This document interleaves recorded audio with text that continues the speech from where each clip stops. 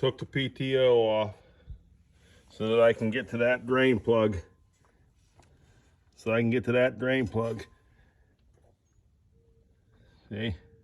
laying on the ground. The tools I needed to get the oil plugs loose, and that piece of pipe is a cheater pipe.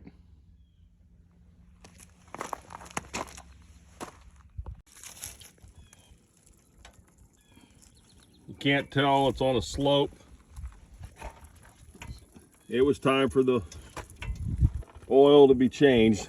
It's definitely got some kind of water in it or something, but this is the best I could do is get it. You can't tell, but the tractor is on a pretty sharp slope. Greased all the fittings. Universal, or the drive shaft PTO's back on, greased up. That's how I had to put it back together, because the drain plugs on the bottom side all filled back up with oil. It's an easy trip. Secret is tighten that up so that it tilts forward, and then you can drain all the oil later.